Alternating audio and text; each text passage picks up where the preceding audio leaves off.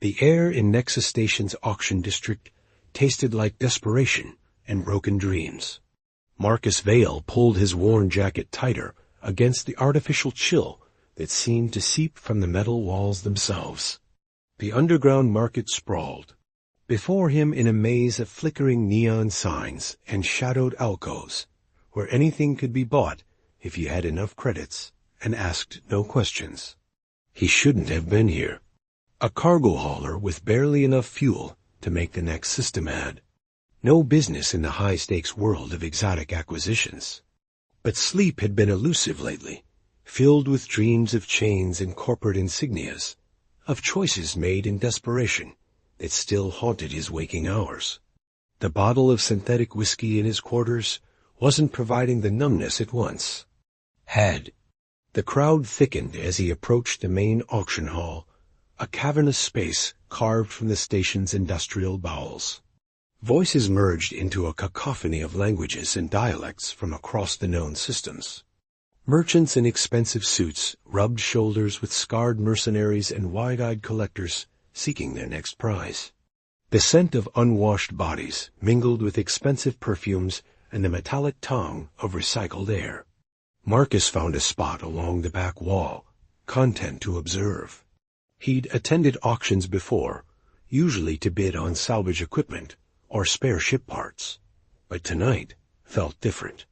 Something had drawn him here, a restlessness in his chest that demanded witness to whatever spectacle was about to unfold.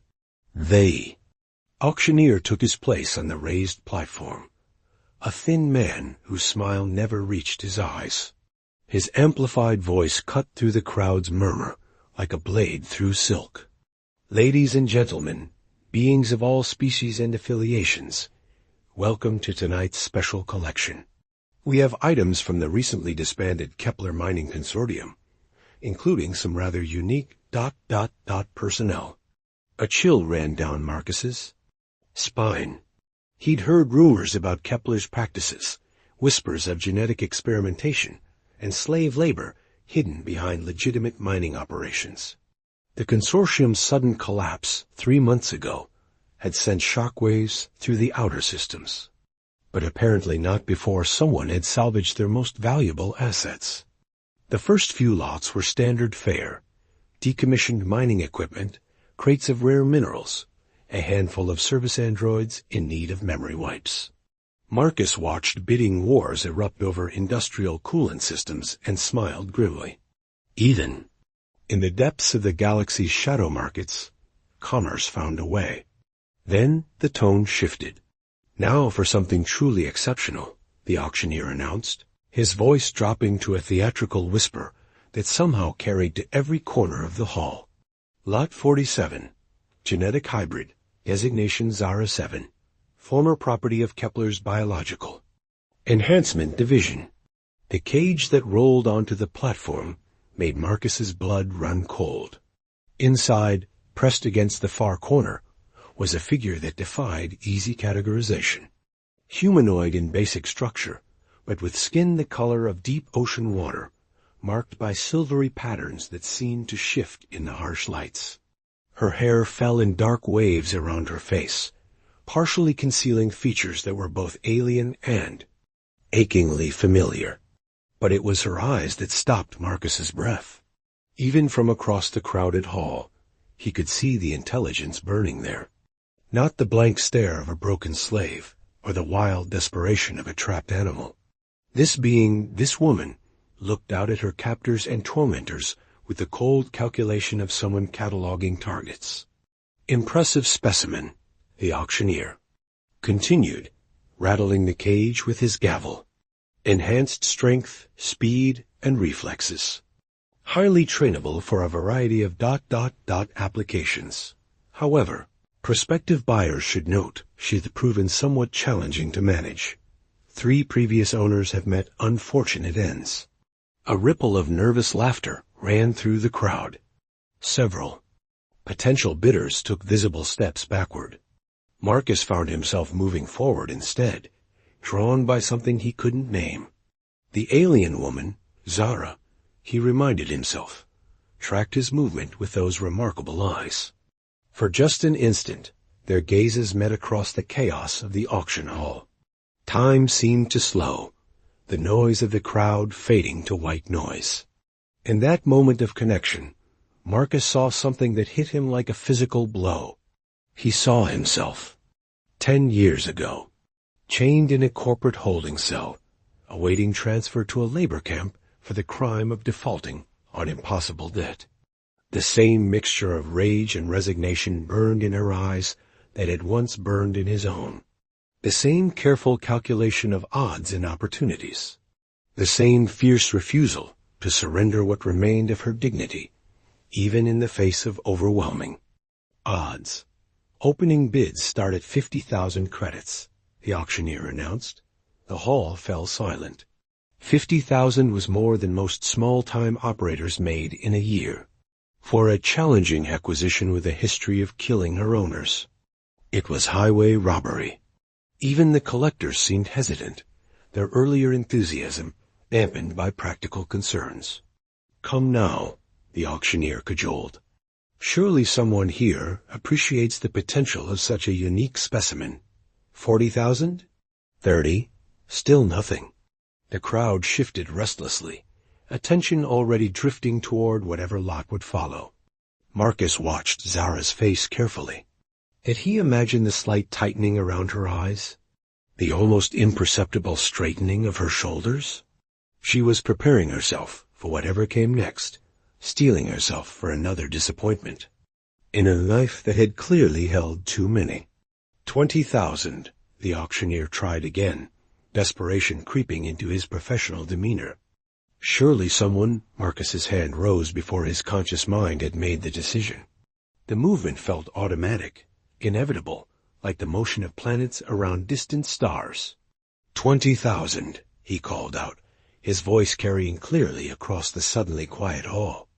Every eye in the place turned to him. He heard scattered murmurs, saw pointing fingers and incredulous expressions. A cargo hauler in patched coveralls, bidding on exotic genetic modifications? The crowd couldn't decide whether to laugh or call.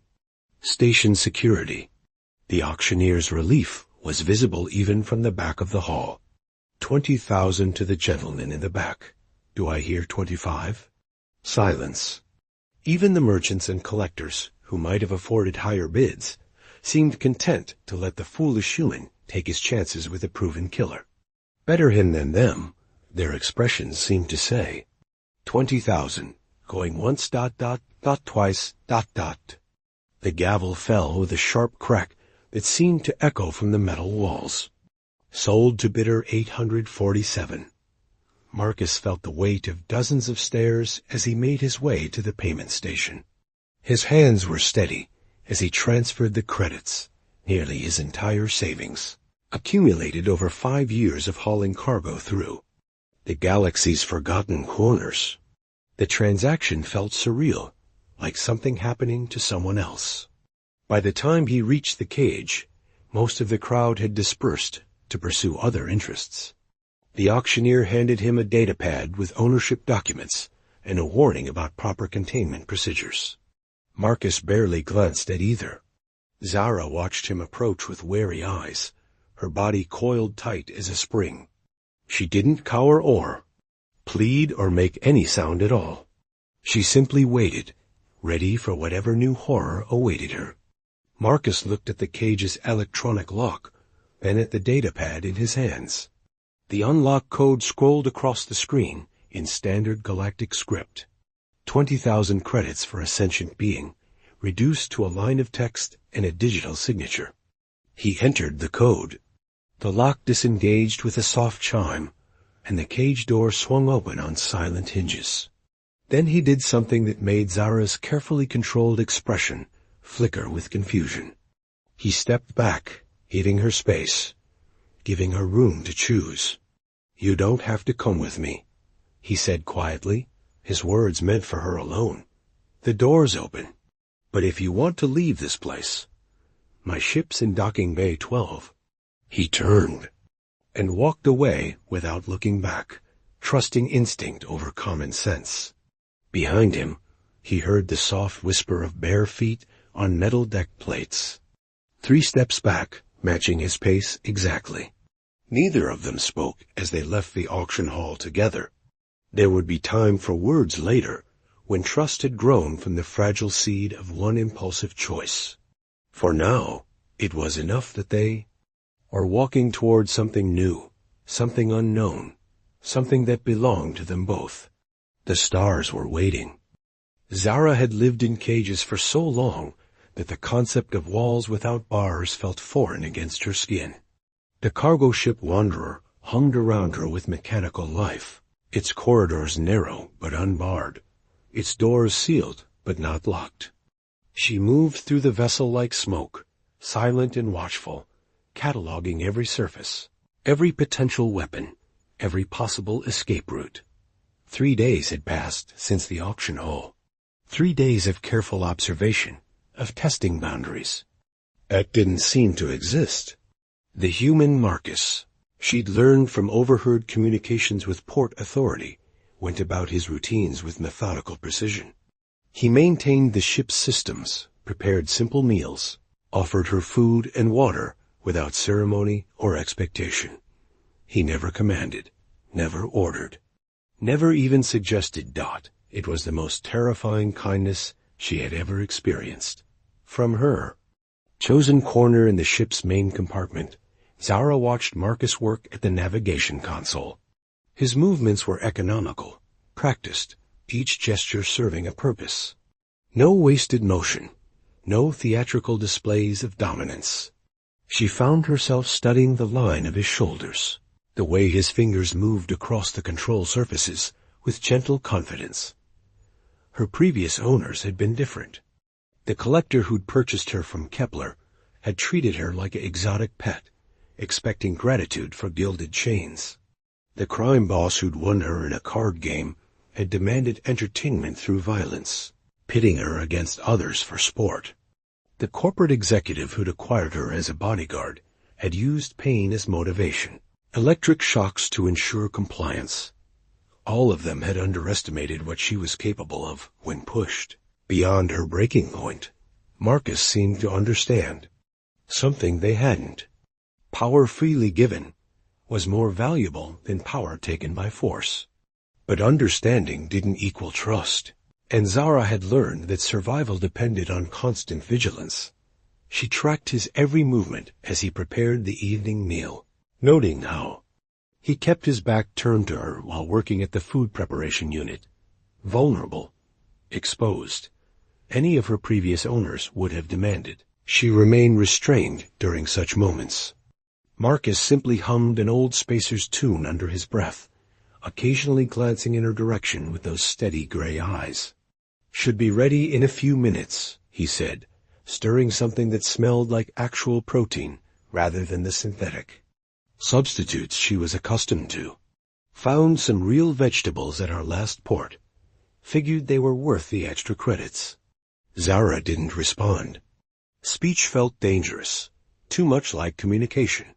Communication implied relationship, and relationships meant vulnerability. Better to remain silent, to observe, to wait for the inevitable moment when his patience would crack and reveal his true nature. But the moment didn't come. Instead, he placed a bowl of steaming food on the small table and retreated to the opposite side of the compartment, giving her space to approach on her own terms. The gesture was so simple, so respectful, that it made something tight in her chest loosen fractionally. She ate quickly, efficiently, always keeping him in her peripheral vision. The food was good, better than good. Real flavors instead of chemical. Approximations, prepared with care rather than merely functional nutrition. When she finished, she found him watching her with an expression she couldn't quite decipher. "There's more if you want it," he offered. This time she almost spoke. The words formed on her tongue, a simple acknowledgement that would have been natural in any other circumstance. Instead, she gave the barest nod and returned to her corner. Marcus's only response was to leave the remaining food where she could, reaching if she chose. The ship's night cycle brought dimmed lighting, and the subtle shift in engine harmonics that indicated they were traveling through hyperspace. Zara had claimed a section of floor near the emergency escape pods, close enough to the exit to run if necessary, far enough from Marcus's sleeping area to avoid accidental contact. She didn't sleep. Instead, she watched him through the artificial darkness, studying the rise and fall of his breathing, the way his face relaxed in unconsciousness. He looked younger when he slept, the lines of weariness smoothing into something almost peaceful. Several times during the night, his rest seemed troubled, soft words escaping his lips in what sounded like apologies to people who weren't there. Everyone carried scars. The question was whether they chose to inflict them on others. Morning brought routine. Marcus woke, stretched, prepared coffee from a small supply he clearly treasured, judging by how carefully he measured each portion. He offered her some, which she declined with a shake of her head. He didn't push, simply went about his business of checking ship's systems and plotting their next course. It was during his daily maintenance rounds that the alarms began screaming. Zara was on her feet instantly, every nerve singing with familiar danger. Marcus rushed to the cockpit, his fingers flying over control surfaces as displays flashed urgent warnings. Through the viewports, she could see another ship pacing them, sleek, predatory, bristling with weapons that outclassed anything the cargo hauler might carry. Pirates, Marcus muttered, his voice tight with controlled fear, must have been tracking us since we left Nexus Station. The communication system crackled to life, carrying a voice rough with synthetic enhancement and criminal arrogance. Cargo. Vessel Wanderer, this is Captain Voss of the Red Claw. Cut your engines and prepare to be boarded. Surrender your cargo and passengers, and we might let you live. Zara felt ice form in her veins. Passengers. They knew about her. This wasn't random piracy. This was a targeted acquisition. Someone wanted her back, and they were willing to kill Marcus to get her. She found herself moving toward the cockpit, before conscious thought caught up with her actions. Marcus glanced back as she entered, his face pale but determined. "Stay back," he said quietly. "I'll try to talk our way out of this." For the first time in 3 days, Zara spoke. Her voice emerged as barely more than a whisper, rusty from disuse, but carrying absolute conviction. "No." Marcus's eyes widened at the sound, but before he could respond, the pirate ship opened fire. The Wanderer shuddered under the impact of warning shots, her hull groaning in protest. Through the cockpit's reinforced transparency, Zara could see the other vessel moving to docking position. "They want me," she said, her voice growing stronger with each word. "They'll kill you to get me." "Then we run," Marcus replied, his hands moving to the engine controls. "Where? They're faster. Better armed." Zara moved closer, close enough to smell the scent of engine oil and determination that seemed to cling to his skin. "I won't let them hurt you." The words surprised her as much as they clearly surprised him. When had his safety become important to her? When had this stranger's life begun to matter more than her own survival? The pirate ship's docking clamps engaged with a metallic crash that echoed through the Wanderer's hull. Heavy footsteps announced the boarding party's arrival, at least 4 individuals moving with military precision toward the main compartment. "Last chance, cargo hauler." Captain Voss's voice echoed through the ship's speakers. "Give us the hybrid, and you live to haul another day." Marcus looked at her, his gray eyes reflecting a dozen unspoken thoughts. She could see him calculating odds, weighing options, preparing to sacrifice himself for someone he barely knew. It was the same stubborn nobility that had driven him to bid on a dangerous alien in an underground auction, the same inexplicable kindness that had kept him from chaining her in the first place. Zara made her choice. She moved past him toward the main compartment, ignoring his sharp intake of breath. The boarding party was cutting through the inner airlock, plasma torches throwing harsh shadows on the walls. They would be through in minutes. "Zara, don't," Marcus called softly. She turned back to look at him, this human who had offered her freedom without asking for anything in return. "Thank you," she said, meaning it in ways she couldn't begin to express, "for seeing me as more than a possession."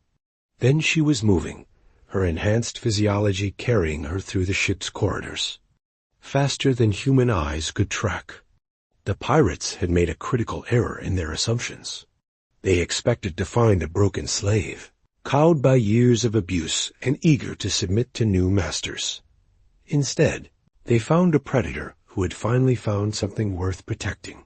The sounds that emerged from the main compartment over the next few minutes would have been disturbing to most civilized beings. Zara felt only satisfaction as she dismantled the boarding party with surgical precision, using their own weapons against them, exploiting every weakness her enhanced senses could detect. When silence finally returned to the ship, she found Marcus standing in the cockpit doorway, his face pale but not with fear. His expression held something she was slowly learning to recognize: respect mixed with concern, wonder tempered by understanding. "Are you hurt?" he asked. The simple question, asked without judgment or demand for explanation, nearly undid her careful control. She shook her head, suddenly aware of the blood on her hands that wasn't her own. "We should go," she said quietly, "before more come." Marcus nodded, already moving back to the navigation controls. As the Wanderer jumped back into hyperspace, leaving the disabled pirate vessel behind, Zara realized something fundamental had shifted between them. She had chosen to protect him, and he had trusted her to make that choice. It wasn't love yet, but it was the beginning of something that might grow into love, given time and patience and the vast canvas of stars stretching endlessly before them. The refueling station on Meridian's edge existed in the shadow of a dying star, its skeletal framework barely visible against the crimson-tinted void. Marcus guided the Wanderer toward the automated docking port with practiced ease, though his hands trembled slightly on the controls. 3 days had passed since the pirate attack. 3 days of constant course changes and sensor sweeps to ensure they weren't being followed. "We'll lay low here for a while," he said, glancing at Zara, who stood silently beside his pilot's chair. "Station's mostly automated. Few questions asked, fewer records kept." She nodded, her blue features drawn with exhaustion. The battle with the pirates had taken more out of her than she'd initially revealed. Marcus had noticed her favoring her left side, the careful way she moved when she thought he wasn't watching.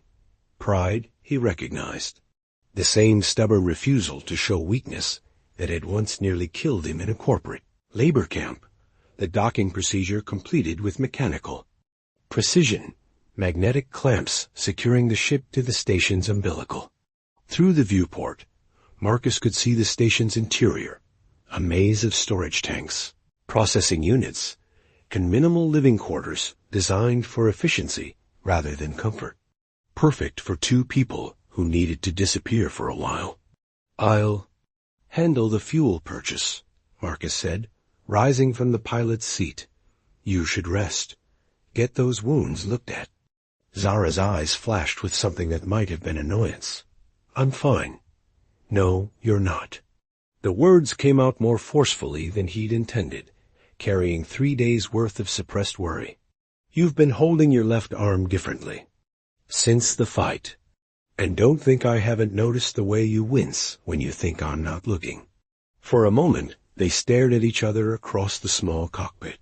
Marcus saw the familiar wariness creep back into her expression, the automatic assumption that concern meant control, that caring came with chains attached. He'd seen the same look in his own reflection once, back when kindness felt like a trap waiting to spring. "I've had worse," she said finally, her voice carefully neutral. "I know you have." Marcus moved past her toward the ship's medical kit, his shoulder brushing hers in the confined space. The brief contact sent an unexpected jolt through him, awareness of her warmth, her strength, the subtle alien scent that clung to her skin like starlight. That's not the point. He retrieved the medical supplies and set them on the small table, then did something that clearly surprised her. He sat down and rolled up his sleeve, revealing a jagged scar that ran from his wrist to his elbow. Plasma. Cutter malfunction, he said quietly, his fingers tracing the old wound. 3 years ago, hauling salvage near the Kepler system. I was alone, bleeding, too proud to call for help. Nearly died because I thought asking for medical attention was a sign of weakness. Zara's gaze fixed on the scar, recognition flickering. In her eyes, not of the wound itself, but of the stubborn independence that had caused it. Someone found me eventually, Marcus continued. Old woman named Petra, who ran a repair station in the asteroid belt. She patched me up, fed me real food, didn't ask for anything in return, except that I remember what it felt like to be helped by someone who expected nothing back. He looked up, meeting Zara's eyes. This isn't about control, Zara. It's about not wanting to watch someone I care about suffer when I can help. The admission hung between them like a bridge neither had expected to build. Someone I care about. The words were simple, honest, carrying no demand or expectation. Just truth. Offered freely. Zara was quiet for a long moment, her internal struggle visible in the tightness around her eyes. Then, with careful deliberation, she sat down across from him and pulled off the shirt he'd given her days ago. Marcus's breath caught in his throat. He'd seen glimpses before, shadows and suggestions through shower steam and dim lighting. But now, in the harsh illumination of the ship's medical bay, the full extent of her suffering was laid bare. Her torso was a map of cruelty, each mark telling a story of systematic abuse. Corporate logos burned into blue skin. Surgical scars where devices had been implanted and removed. The faded lines of old whip marks crisscrossed her back like a bitter lattice. And along her left ribs, fresh wounds from the pirate fight, 3 parallel gashes that had been slowly festering, despite her attempts to ignore them. Jesus, Marcus whispered, the word escaping before he could stop it. Zara's shoulders tensed, preparing for disgust or pity or the clinical detachment she'd learned to expect from those who viewed her as property. Instead, Marcus reached for the medical supplies with steady hands, his face reflecting nothing but gentle determination. This is going to sting, he warned, dampening a cloth with antiseptic. She nodded, bracing herself for pain. But when his fingers touched her skin, the sensation was unlike anything she'd experienced. Gentle, careful. His hands moved across her wounds with the tenderness of someone who understood that healing required more than just medical technique. The collector, she said suddenly, her voice barely above a whisper. He said the scars made me more valuable. Proof of authenticity. Marcus's hand stilled for a moment, the cloth suspended above a particularly ugly brand mark. When he spoke, his voice was rough with controlled anger. He was wrong. About value. About everything. How do you know? He resumed his work, cleaning each wound with meticulous care. Because I'm looking at you right now, and all I see is someone incredibly brave. Someone who survived things that would have broken most people. Someone who chose to protect a stranger when she could have saved herself. Zara felt something crack inside her chest, a wall she hadn't even realized she'd built. Why did you bid on me? She asked. Really? Marcus was quiet for so long she thought he wouldn't answer. When he finally spoke, his words carried the weight. Of old pain. I was a debt slave once. Corporate indenture, same as the people Kepler used in their minds. I know what it feels like to be reduced to a line item on someone's ledger. His hands moved to a different wound, and she saw the tension in his shoulders as he fought to keep his voice steady. When I looked at you in that cage, I saw myself. I saw someone who deserved better than being traded like cargo. What happened? How did you get free? Ship I was assigned to broke down in deep space. Rescue took 3 weeks. By the time they found us, most of the crew was dead, including the overseers. Corporate paperwork got lost in the chaos. I slipped through the cracks, started over under.